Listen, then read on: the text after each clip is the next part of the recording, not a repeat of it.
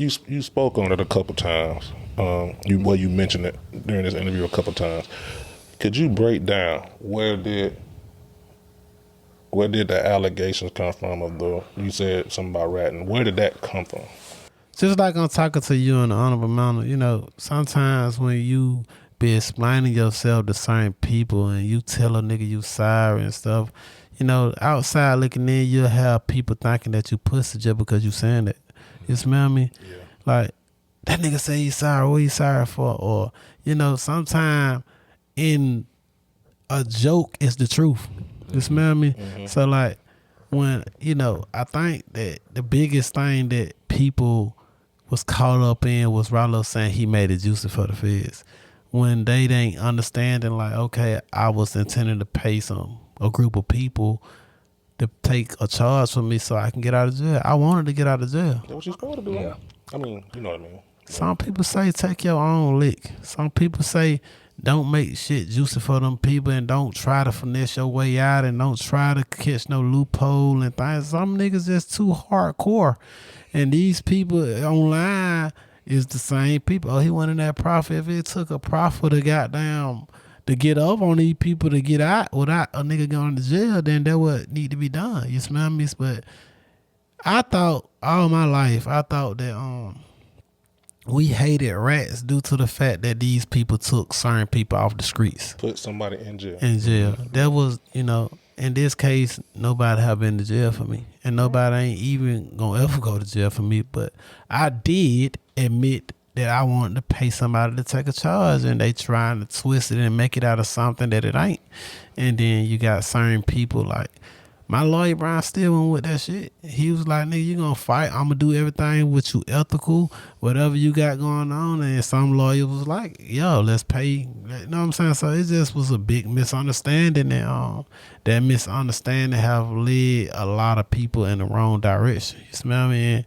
And then you got some niggas that really envy me, that's around me, that been around me, that, been my friends and, I thought was my friend, and they happy that occurred. So you got them spraying it and trying their best to make me out of something that I ain't, because they wanted to be who I really am. Yeah. Him. Yeah. Right. Yeah. Man, your life somebody need to make a goddamn movie on you, bro. I ain't gonna lie to you. Yes, sir, man. I want to ask you about something too, man.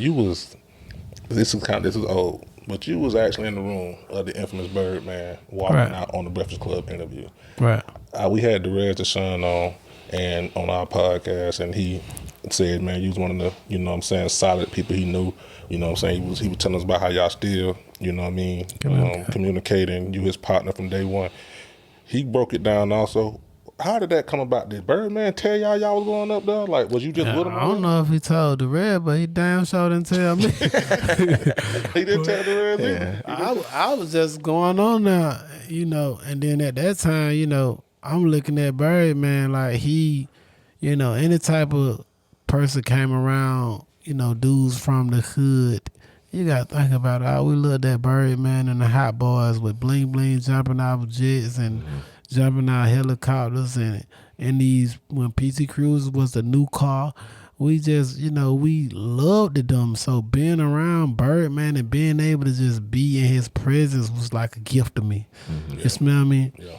And I didn't know that him being around me was a gift to him. You smell me? Mm-hmm. And the stuff he liked about me, it was nothing, because selling dope and making millions of dollars was, that's what every street nigga dream, and I succeeded in that, and that was my accomplishment. But I ain't never know that he cared for no shit like that.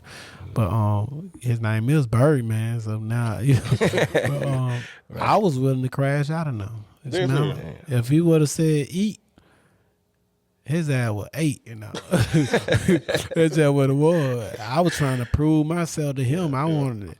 Whatever Bird said, do. I don't know,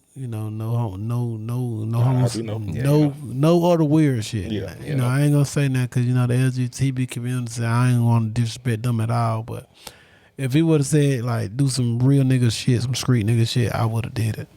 Yeah, because I was looking at that, man. I was like, damn, Ralo, the Red son. It kind of was like, wow, I can't believe how many people end up becoming, you know what I'm saying, what they became off of that one moment at the Breakfast Club.